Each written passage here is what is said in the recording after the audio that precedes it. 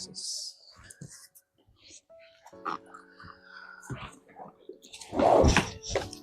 Quiero pedirles, por favor, que abran sus Biblias en el libro de Mateo.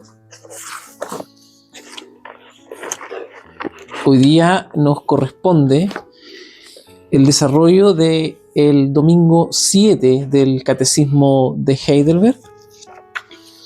Las preguntas 20, 21, 22 y 23.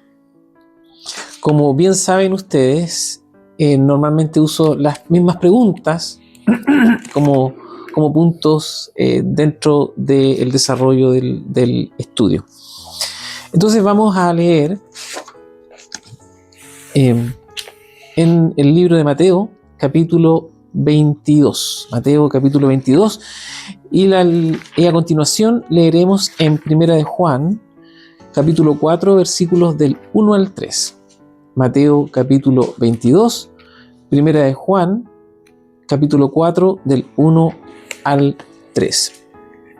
Damos inicio entonces a la lectura de la palabra del Señor.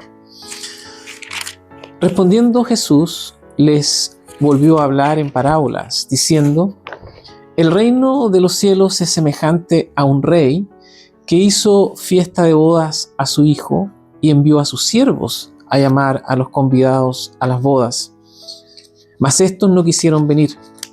Volvió a enviar a otros siervos, diciendo: decid a los convidados: he aquí, he preparado mi comida, mis toros y animales engordados han sido muertos, y todo está dispuesto. Venid a las bodas.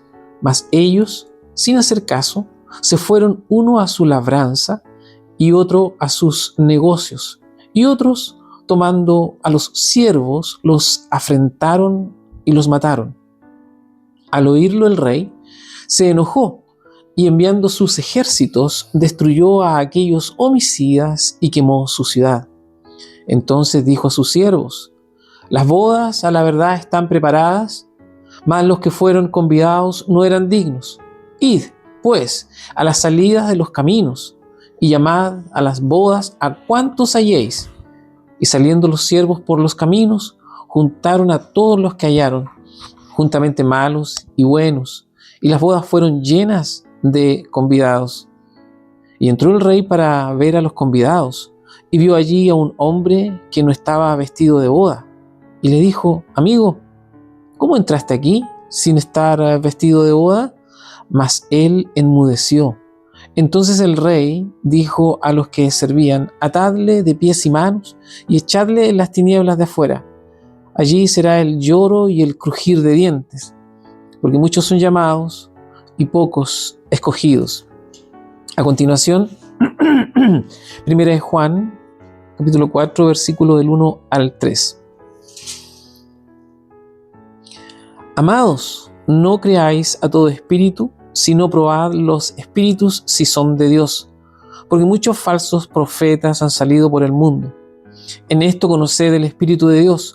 Todo espíritu que confiesa que Jesucristo ha venido en carne es de Dios, y todo espíritu que no confiesa que Jesucristo ha venido en carne no es de Dios. Y este es el espíritu del anticristo, el cual vosotros habéis oído que viene y que ahora ya está en el mundo. Oremos. Padre, en el nombre de Jesús, te damos gracias por tu palabra leída. Ahora te pedimos, Señor, que nuestras mentes y corazones estén atentos y abiertos a la enseñanza, al consejo sabio de tu palabra. Ayúdanos, Jesús. Permíteme ser un instrumento útil en esta hora.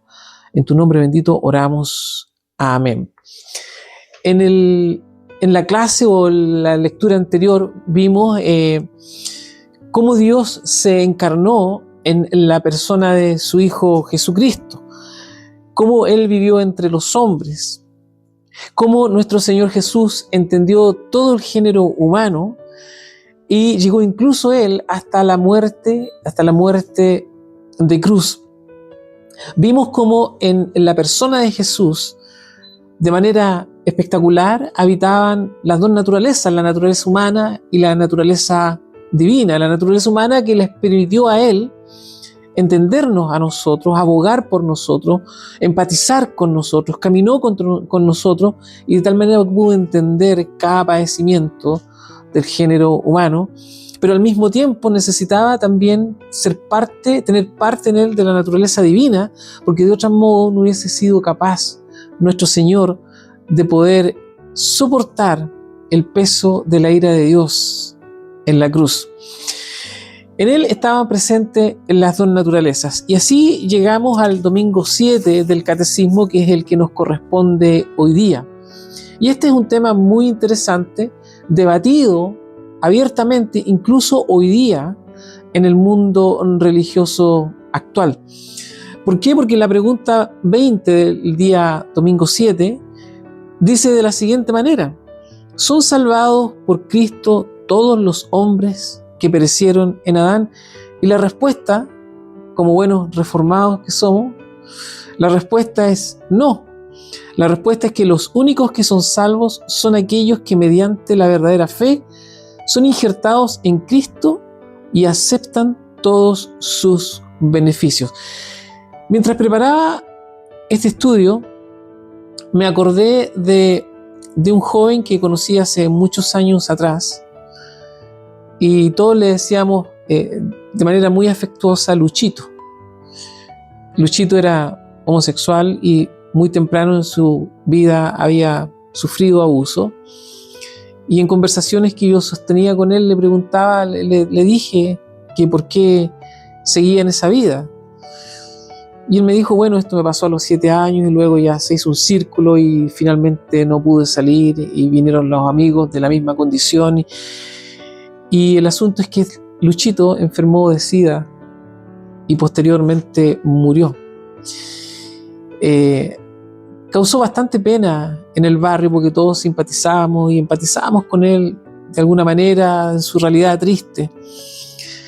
Pero recientemente, como bien ustedes saben, yo hasta hace un mes atrás trabajaba en el cuidado de ancianos, y uno de los abuelitos a los cuales yo cuidaba tenía varios problemas médicos de salud. Y los problemas de salud que él tenía, aparte de tener una obesidad bastante considerable, es que sufría de diabetes, entre otras cosas, y le habían amputado una pierna. Había perdido 2 dedos, ya tenía muy poca movilidad y 87 años de edad. Y en más de una oportunidad durante el transcurso de mi cuidado, él caía al hospital 1 semana, 2 semanas y volvía peor. Y un día yo le digo a la esposa, una señora ya de 80 y algo años, le digo, yo puedo orar por usted y por su marido. Si gusta, yo oro por ustedes.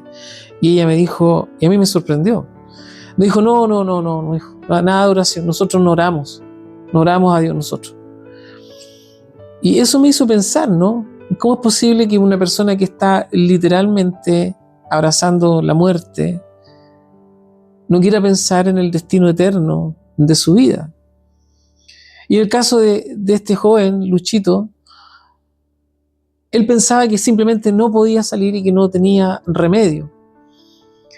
Por eso que la pregunta del catecismo es muy atingente, la pregunta del catecismo es muy contemporánea, está presente, es debatida, porque en la realidad más real, valga la redundancia, nosotros podemos apreciar, podemos ver que no todos finalmente alcanzan salvación. Cierto, nosotros no podemos ver lo que hay en el corazón del ser humano, no podemos verlo de ninguna manera, pero por el testimonio, por la fe, por la comunión, podemos alternar, ¿verdad? Podemos relacionarnos.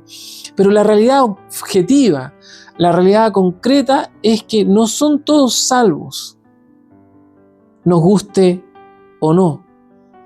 Quisiéramos que nuestra familia completa fuese salva. Quisiéramos ver a nuestros hijos con nosotros. Quisiéramos ver a nuestros padres, madres, con nosotros aquí reunidos, ¿verdad? O nuestras amistades que tenemos aquí en este país, pero no es así. Porque tenemos que ser objetivos, tenemos que ser concretos. No todos, efectivamente, alcanzan salvación, no todos son salvos, solamente aquellos que mediante la verdadera fe son injertados en Cristo, como dice el catecismo, y aceptan todos sus beneficios. Veamos lo que dice la Biblia para entender esto de mejor forma. En el versículo 2, el escritor del libro de Mateo, ¿no es cierto?, nos cuenta esta parábola. El Señor Jesús nos cuenta esta parábola. El reino de los cielos, dice, es semejante a un rey que hizo una fiesta de bodas para su hijo y envió a sus sirvientes a llamar a los convidados a las bodas, pero estos no quisieron venir. Es así como va la parábola, ¿no? Volvió a enviar a otros siervos. O sea, es una segunda invitación, un segundo llamado, diciendo: decid a los convidados, he aquí, tengo todo listo, estoy parafraseando, maté a los animales, tengo una buena carne asada, está todo listo, así que vengan a mis bodas para celebrar, ¿no es cierto?, este evento importante para mi hijo. Mas ellos, en el versículo 5, sin hacer caso, se fueron, uno a su labranza, otro a sus negocios, y otros, tomando los siervos, los afrentaron y los mataron. Es decir, además cometieron un crimen, una perversidad. Al oírlo el rey se enojó y, enviando sus ejércitos, destruyó, ¿no es cierto?, hizo justicia y quemó la ciudad y mató a esos homicidas. Entonces dijo a sus siervos: las bodas a la verdad están preparadas, mas los que fueron convidados no eran dignos. La parábola tiene una estructura simple, pero explica algo serio, algo de un alcance muy interesante, algo con bastante profundidad, aunque aparentemente la parábola sea simple. La primera parte de la parábola toca el tema de los herederos del reino, ¿verdad?, que terminan rechazando el anuncio que les es ofrecido, que les es hecho, y la otra parte consta de un llamado a todas las gentes del reino, de los alrededores. Es decir, si uno analiza con cuidado esta parábola, la referencia va más allá de lo evidente. ¿Por qué razón? Porque al mencionar esta parábola del reino de Dios, de las bodas de Dios, el Señor hace un alcance también a sus oyentes, ¿no? A sus oyentes que en muchos de los casos solían ser judíos. Y aquellos que en primera instancia reciben el llamado para las bodas, podemos decir y hacer un paralelismo, ¿no es cierto?, que eran los del Antiguo Testamento. Y en un segundo intento de llamado, ahora es el mismo Jesús el que está haciendo el llamado a los comensales, ¿verdad? Primero por medio de los profetas, ahora por medio de los apóstoles, por medio de Jesús, se hace el llamado a los comensales, pero como dice el versículo 3, estos no quisieron venir. Y luego vuelve a enviar a sus sirvientes en una segunda oportunidad, en un segundo llamado, porque ya tenía todo listo, está todo preparado para que ellos vinieran, y esta vez nada ocurrió. Simplemente, mas ellos, sin hacer caso, versículo 5, se fueron, uno a su labranza, otro a sus negocios, y otros, tomando a los siervos, los afrentaron y los mataron. Es decir, menospreciaron esta invitación que el rey les estaba haciendo. Se la menospreciaron a aquellos a quienes primero fueron a hacer la invitación, no quisieron ir. Luego hubo una segunda invitación y volvieron estos a menospreciar, y además de esto, de menospreciar esta invitación, terminan matando a los siervos del rey. Es decir, gracias, en el versículo 8, dice: entonces dijo a sus siervos, las bodas a la verdad están preparadas. Es con antelación. Con antelación dice: las bodas están preparadas. No dice las voy a preparar, sino que están preparadas. Y luego agrega: más los convidados no eran dignos. Es decir, gracias a este desprecio voluntario, a esta magnífica invitación del rey, ¿no es cierto?, para las bodas del hijo, se excluyeron a sí mismos de las bodas o del banquete que el rey les tenía preparado. Qué curioso, ¿no? Porque yo me imagino, ¿no?, cuando uno es invitado a un evento de esta naturaleza por alguien importante, por supuesto que uno quiere ir. Pero aquí pasó todo lo contrario. Y fueron una segunda oportunidad y fue peor. Fue peor. ¿Y qué pasó? Después el rey toma la justicia en sus manos, quema la ciudad y mata a aquellos que asesinaron a los siervos. Pero ¿qué ocurre aquí? Aquí ocurre algo aún todavía más interesante, porque en el versículo 9 dice: id pues a las salidas de los caminos y llamad a las bodas a cuantos halléis. Y saliendo los siervos por los caminos, juntaron a todos los que hallaron, juntamente malos y buenos, y las bodas fueron llenas de convidados. Ahora entendamos esto: cuando la Biblia aquí en este pasaje dice bueno y malo, no está haciendo una distinción moral, sino que básicamente lo que está diciendo es una suerte de redundancia, en donde lo que está diciendo, ven, que fueron todos a las bodas sin distinción de color de piel, de estatus social. Los invitaron a todos para que fueran a las bodas. Es una invitación general a las bodas. Y esto es muy interesante, porque en la primera instancia es una invitación formal, la que hace a los súbditos del reino, y los que no fueron a la boda finalmente, es una invitación formal. Y ahora les pide a sus siervos que esta invitación formal sea general, sea más amplia, sea más abierta, y más encima le dice: vayan a la salida de los caminos.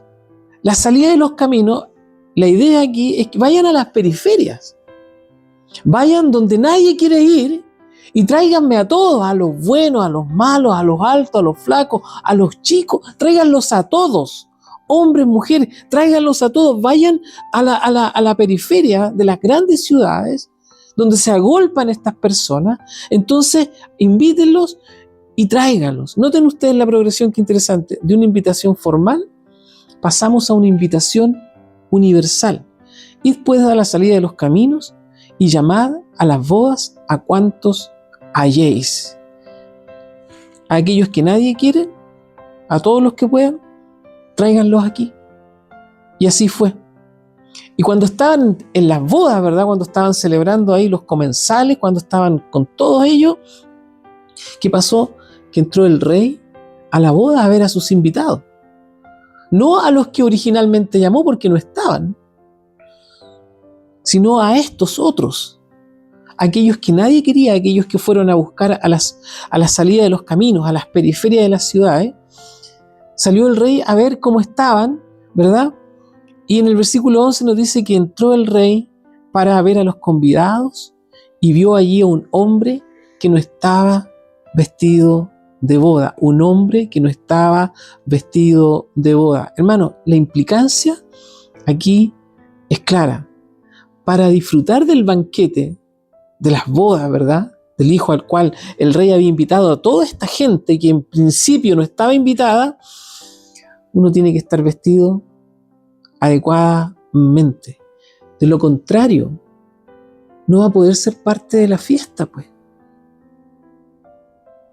Vayan y traigan a todos.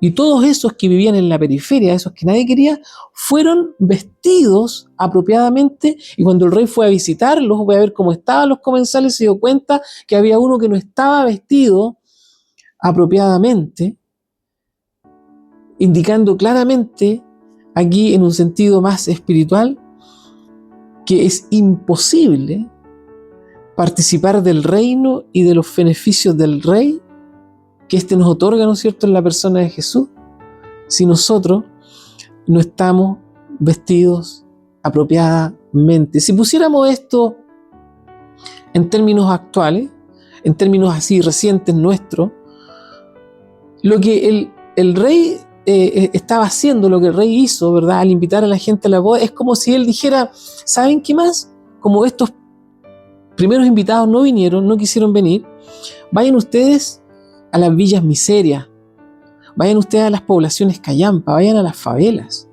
vayan al pueblo joven, como le dicen ahí en Perú, o vayan al barrio Invasión, como le dicen en Colombia, y a esa gente que nadie quiere, tráiganlos. Y toda esa gente llegó vestida apropiadamente. Los biblistas, cuando tocan este punto, se refieren en sentido metafórico, ¿verdad? En sentido alegórico, en sentido espiritual, que aquellos que estaban vestidos apropiadamente, que nadie quería en un principio, fueron aquellos que estaban vestidos en la justicia del Señor. En la justicia del Señor. Esa es la referencia que hacen los biblistas. Y el rey se encuentra con este personaje. Amigo, le dice, ¿cómo entraste aquí sin estar vestido de boda? Mas él enmudeció, versículo 13. Entonces el rey dijo a los que servían, atadle de pies y manos y echadle a las tinieblas de afuera. Allí será el lloro, es decir, en ese lugar algunos realmente van a estar llorando y sollozando y otros van a estar crujiendo los dientes de rabia porque no están en la boda. Y luego el versículo 14 dice, porque muchos son llamados y pocos los escogidos. Es decir, el ser miembro de la iglesia visible no es garantía de membresía en la iglesia universal, invisible y católica. No es garantía alguna.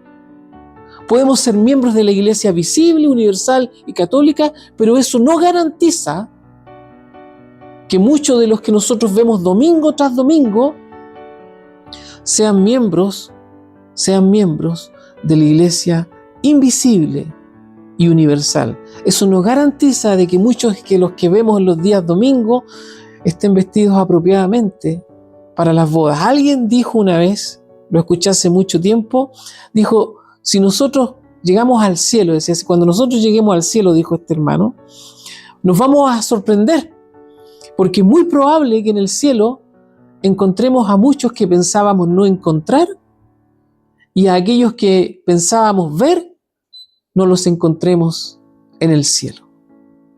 Claro, pues, muchos son llamados y pocos los escogidos. Si nosotros, hermanos, si usted no está vestido en la justicia de Cristo, si usted no ha sido lavado en la sangre de nuestro Señor Jesús, me temo que no vamos a poder entrar a las bodas del Cordero. Y más vale que si hemos llegado a este punto, nos acerquemos entonces confiadamente a Dios e imploremos su perdón, porque no basta con asistir cada domingo a la iglesia, ni pagar sumariamente los diezmos, ni hacer todas las obras que la iglesia requiere para su funcionamiento. Necesitamos algo más que eso, hermano. Necesitamos estar vestidos apropiadamente. No basta con oír el llamado al Evangelio, ni siquiera con estar entre el pueblo de Dios. Es necesario responder con la fe que Dios demanda. Y aquí el catecismo nos guía adecuadamente a la siguiente pregunta. Si tenemos que responder adecuadamente con la fe que Dios demanda, de manera de estar vestidos apropiadamente para la boda, ¿qué es la verdadera fe? Esa es la pregunta que sigue en el catecismo. ¿Qué es la verdadera fe? Y la respuesta es clarísima. La verdadera fe no es solo un seguro conocimiento por el cual sostengo como cierto todo lo que Dios nos ha revelado en la Escritura, sino también una confianza completa que el Espíritu Santo crea en mí por medio del Evangelio, de que Dios ha concedido gratuitamente no solo a nosotros, sino también a mí, perdón de pecado, justicia eterna y salvación. Estos son dones de pura gracia, concedidos solo en base a los méritos de Cristo. En otras palabras, como lo dice el autor de Hebreos, es pues la fe la certeza de lo que se espera, la convicción de lo que no se ve. ¿No es cierto? Y el versículo 7 de ese mismo capítulo cierra, dice, por la fe Noé, cuando fue advertido por Dios acerca de cosas que aún no se veían, con temor preparó el arca en su casa para que su casa se salvase, y por esa fe condenó al mundo y fue hecho heredero de la justicia que viene por la fe. Es decir, nuestra fe, que es un regalo de Dios, debe estar relacionada necesariamente con el don de la salvación, con el milagro del nuevo nacimiento, con la obra de Cristo en la cruz, una fe real e histórica. Y eso lo hemos dicho tantas veces en conversaciones con Robinson y con otros hermanos, que nuestra fe es histórica. En pocas palabras, nuestra fe tiene que ser salvífica. Una fe que no es puramente intelectual, pero una fe que no vulnera nuestra intelectualidad. Es una fe que descansa en la obra de Cristo, en las promesas del Evangelio. Ahora bien, y aquí nos movemos al otro punto, si decimos que hemos creído en Dios y por la fe reconocemos que Jesús es nuestro Señor y Salvador, necesitamos necesariamente verbalizar esa fe. Porque la verdadera fe no existe sin un contenido. No existe en el aire, no es algo espurio, no es algo etéreo. La verdadera fe no existe sin un contenido. No basta con decir yo tengo fe, no basta con decir yo creo. Lo que debemos preguntarnos es yo tengo fe. Sí, es cierto, pero ¿fe en qué? ¿En qué? ¿En qué creemos? Y eso es lo que el mismo catecismo responde sumariamente cuando dice ¿qué es lo que debe creer un cristiano? Y aquí en los estudios que estamos haciendo con Robinson juega parte importante lo que es el credo apostólico. Y frente a esta pregunta, ¿qué es lo que debe creer un cristiano? Todo lo que se nos ha prometido en el Evangelio, pues. Lo cual se resume en los artículos de nuestra indiscutible fe cristiana universal, que son los 12 artículos del credo apostólico, que además es un credo que no fue escrito por los apóstoles, como algunos creen, pero es un credo claramente trinitario, es un credo evidentemente histórico y es un credo que aún hoy es absolutamente necesario. Como lo hemos dicho en otras oportunidades, surgido cerca del siglo III, el credo ofrece de manera clara y concisa lo que la Iglesia de Cristo ha confesado y creído desde sus inicios. Con la recitación del credo, ¿qué creen ustedes que se hacía? Se recibían a los nuevos miembros en la iglesia. Se fortalecía la fe en medio de la persecución. Porque del momento que la iglesia surge, inmediatamente surge la persecución, que le es connatural a la iglesia. Y con el mismo credo se hacía frente a las herejías que aún hoy día están presentes en nuestros tiempos, pues. Entonces, cuando decimos ¿en qué creemos? Claro, yo tengo fe, pero ¿en qué crees? Bueno, yo creo en esto. Y eso es importante manifestarlo. Recuerdo tiempo atrás, y probablemente ustedes también se acuerden, pero no es mi intención traerlo a colación, digamos, porque sí, nomás es porque a mí me llamó la atención. Tiempo atrás conversando con alguien, y este hermano, pastor, me dijo, a mí lo que menos me interesa es la doctrina. Y la verdad es que si a uno no le interesa la doctrina bíblica, lo que la Biblia enseña, ¿no es cierto?, el ABC, los meros rudimentos por último, uno podría transar cualquier principio, pues. Uno puede transar cualquier cosa. Si no me interesa la doctrina, entonces da exactamente igual lo que pase con la iglesia, con los miembros de la iglesia. Por eso que hoy día muchas iglesias han terminado apartándose y sucumbiendo a las influencias de las ideologías presentes en nuestro tiempo. No, si no basta. No basta con decir yo creo. No basta. No basta con ir a la boda. No basta con ir a la boda. Uno tiene que ir vestido apropiadamente. Porque al final del día, como lo dice la misma Biblia, no todos los que fueron a la boda terminaron celebrando las bodas del Hijo. No todos los que ya fueron universalmente llamados finalmente fueron escogidos. Por eso que es importante, vamos a la boda, entonces vamos apropiadamente vestidos. Y una vez que estamos vestidos, nuestra fe tiene que verbalizarse de tal manera que se note que efectivamente estamos vestidos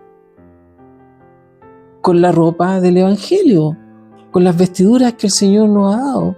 Y esa fe tiene que manifestarse con claridad, con firmeza, con certeza, particularmente en los tiempos en que estamos viviendo, porque son difíciles. Yo sé, todo tiempo ha tenido sus desafíos, ¿no? Hoy día mismo, la iglesia en Nigeria, que la pongo de ejemplo, ya miles de cristianos asesinados. Toda iglesia tiene su desafío. En otros lugares del mundo, la iglesia enfrenta no una persecución física, pero es ideológica, les están quitando los niños, porque el Estado se está metiendo con las familias. Los tiempos que vivimos son complejos, constantes ataques a la familia, a las instituciones, la desconstrucción del ser humano y un permanente ataque a la iglesia. A la iglesia. Por esa razón, necesitamos estar vestidos adecuadamente para las bodas del Hijo del Rey. Necesitamos verdadera fe, fe salvífica, que no es una fe puramente intelectual, pero que no vulnera nuestra intelectualidad. Pero además de eso, necesitamos entender lo que creemos y una vez que lo entendemos, manifestar con claridad y firmeza justamente eso que creemos. Y lo que creemos, hermanos, no lo hemos creído desde el día. Por eso que nuestra fe es maravillosa, porque es histórica. Se ha desarrollado en un tiempo y en un espacio real que puede ser trazado en la historia y que nos ha llegado hasta el día de hoy. Necesitamos anunciar y manifestar con firmeza lo que creemos, lo que el pueblo de Dios y la Iglesia de Cristo ha creído desde siempre. Alguien dijo una vez, no recuerdo quién lo dijo, pero dijo, la mujer de César no solo tiene que serlo, tiene que parecerlo. Y yo encuentro que el cristiano también, pues. Y la verdad que muchas veces, tenemos que ser honestos, estamos enfrancados en cuestiones que lo que menos muestran en nuestra cristiandad. Estamos envueltos en asuntos que lo que menos muestran es que estamos vestidos, ¿verdad? Es que parece que no estuviésemos vestidos para las bodas del Hijo del Rey. Que parece que no tuviéramos la fe que se requiere para la ocasión y que por último no estamos siendo buenos testigos de aquello que decimos creer. Necesitamos estar vestidos adecuadamente para las bodas del Hijo del Rey. Necesitamos verdadera fe, y no una fe intelectual, sino una fe salvífica, sin olvidar que la fe salvífica no vulnera la intelectualidad del ser humano. Y luego, decir en esto creo, manifestar con claridad y firmeza lo que creemos, porque lo que creemos es lo que la Iglesia de Dios ha creído desde siempre. Hermanos, que el Señor nos ayude. Amén.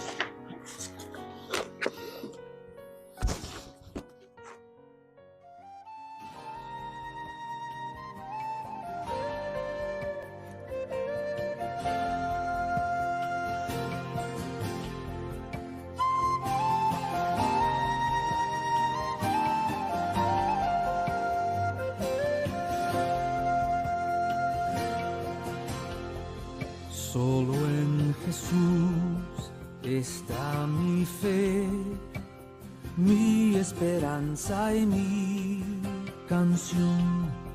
Piedra angular, firme sostén, inconmovible en la aflicción. Cuán grande amor, inmensa paz en el temor o adversidad, consolador, amigo fiel, yo en su amor me sostendré. Solo en Jesús, Hijo de Dios, quien se humilló por nuestro bien, Cordero de mi salvación, por este mundo herido fue, en una cruz fue a morir, y Dios mostró su gracia ahí, pues mi pecado Él llevó, en su aflicción vida me dio.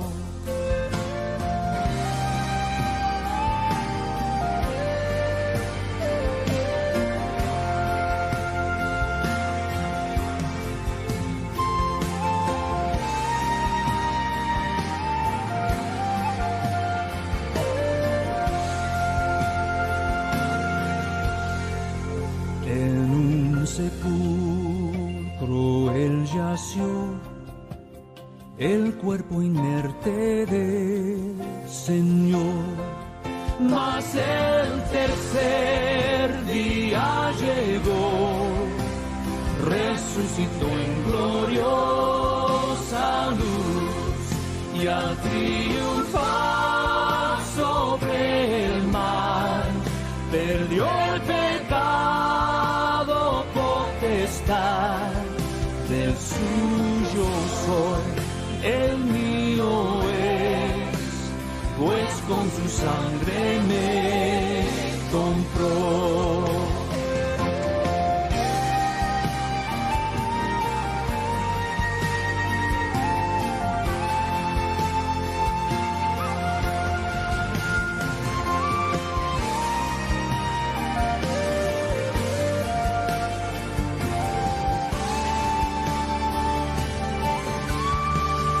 Desde al nacer hasta el morir, sea el poder de Cristo en mí.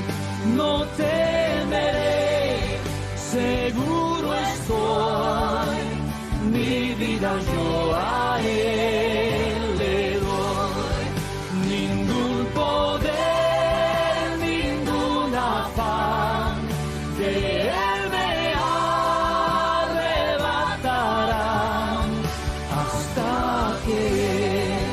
venga otra vez, en su poder me sostendré. Ningún poder, ningún afán de Él me arrebatará,